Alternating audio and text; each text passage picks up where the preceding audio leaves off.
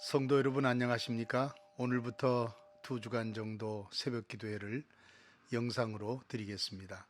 시간은 5시 30분이고 기도와 말씀만 나누는 형식으로 진행하려고 합니다. 함께 기도드리겠습니다. 거룩하신 하나님, 저희를 잠에서 깨워주시고 기도의 자리에 앉게 하신 것을 감사드립니다. 오늘 하루도 주님 은혜 안에서 주님 말씀 붙잡고 주의 자녀답게 주님께 영광 돌리며 살아가게 하시옵소서. 예수님의 이름으로 기도드립니다. 아멘. 오늘 새벽에 함께 묵상할 하나님의 말씀은 구약 성경 신명기 1장 34절에서 39절까지의 말씀입니다. 이 말씀을 함께 읽겠습니다. 여호와께서 너희의 말소리를 들으시고 노하사 맹세하여 이르시되 이 악한 세대의 사람들 중에는 내가 그들의 조상에게 주기로 맹세한 좋은 땅을 볼 자가 하나도 없으리라. 오직 여분네의 아들 갈렙은 온전히 여호와께 순종하였은즉 그는 그것을 볼 것이요 그가 밟은 땅을 내가 그와 그의 자손에게 주리라 하시고, 여호와께서 너희 때문에 내게도 진노하사 이르시되 너도 그리로 들어가지 못하리라. 내 앞에 서 있는 눈의 아들 여호수아는 그리로 들어갈 것이니 너는 그를 담대하게 하라. 그가 이스라엘에게 그 땅을 기업으로 차지하게 하리라. 또 너희가 사로잡히리라 하던 너희의 아이들과 당시에 선악을 분별하지 못하던 너희의 자녀들도 그리로 들어갈 것이라. 내가 그 땅을 그들에게 주어 산업이 되게 하리라. 아멘. 오늘 새벽에는 읽은 말씀을 중심으로 불순종의 결과라는 제목으로 말씀을 나누겠습니다. 성경에는 하나님의 사랑을 비유적으로 설명하는 것이 많습니다. 예를 들면 하나님을 사랑 많은 목자로, 또 자식을 사랑하며 위로하는 어머니로 비유했습니다. 또 어떤 곳에서는 자식을 품에 안으시는 아버지로 묘사하기도 했습니다. 오늘 읽은 말씀의 앞부분 신명기 1장 31절에도 자기의 아들을 안는 것 같이 너희의 하나님 여호와께서 너희가 걸어온 길에서 너희를 안으사 이곳까지 이르게 하셨느니라고 말씀하시므로 하나님의 사랑을 아들을 안고 가는 아버지의 사랑으로 표현했습니다. 바울 사도는 우리가 아직 죄인 되었을 때에 그리스도께서 우리를 위하여 죽으심으로 하나님께서 우리에 대한 자기의 사랑을 확증하셨다고 했습니다. 그렇습니다. 하나님은 독생자를 죽음의 자리에 내어주실 만큼 우리를 극진히 사랑하십니다.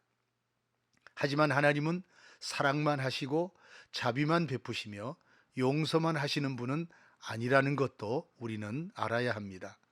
사랑이 많으신 하나님이시지만 동시에 하나님은 공의로우신 분이시며 진노도 하시고 징계를 내리시는 분이시기도 하다는 것입니다.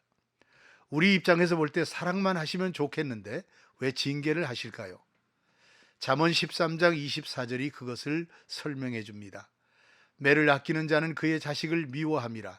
자식을 사랑하는 자는 근실이 징계하느니라 라고 말씀합니다.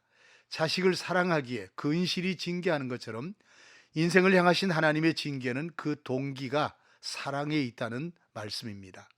그래서 성경에는 하나님의 사랑만 아니라 하나님의 징계와 책망도 많이 기록하고 있는데요.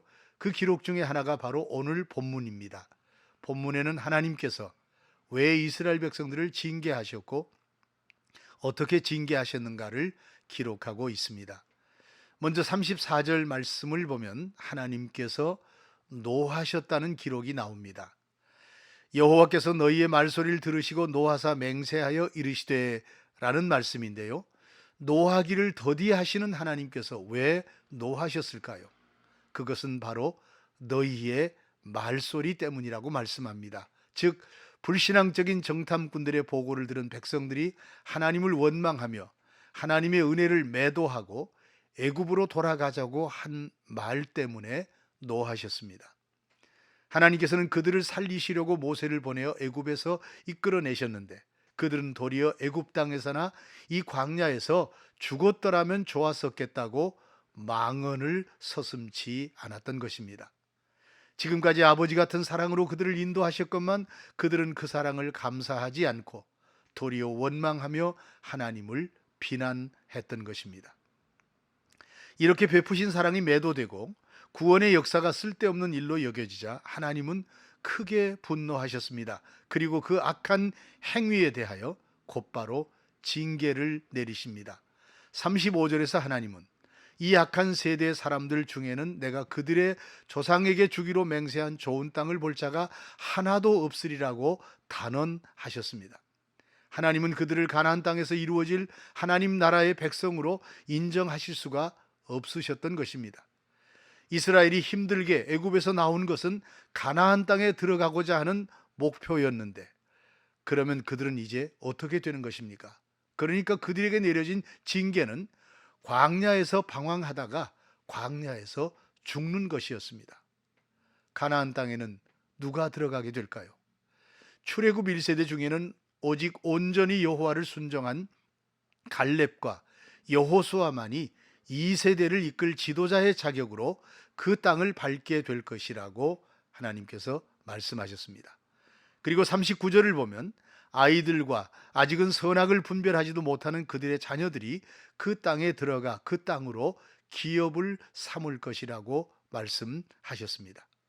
분노하신 하나님의 징계는 참담했습니다. 하지만 이것은 하나님께서 죄를 얼마나 미워하시는지에 대한 증거였습니다. 특히 하나님의 은혜를 배반하거나 그분을 원망하고 불평하고 거역하는 말과 행위를 조심해야 합니다. 결국 이스라엘은 광야를 방황해야만 했습니다.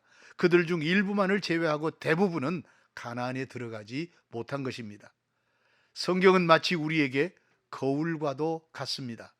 그들의 실패와 징계를 거울 삼아 우리 자신의 신앙을 돌아볼 수 있어야 합니다. 원망과 불평에 빠지는 불신앙적 악습을 버리고 오늘도 오직 말씀을 앞세우고 말씀에 순종하며 사는 성도들이 되시기를 바랍니다. 기도드리겠습니다. 사랑의 하나님, 불신앙과 원망에 빠져 불평을 일삼지 말게 하시고 오직 주님 말씀을 순종하며 살게 하여 주옵소서. 코로나19 사태가 진정되어 우리 사회가 정상화되고 교회 예배가 하루속히 정상화되게 하여 주시옵소서. 예수님의 이름으로 기도드립니다. 아멘.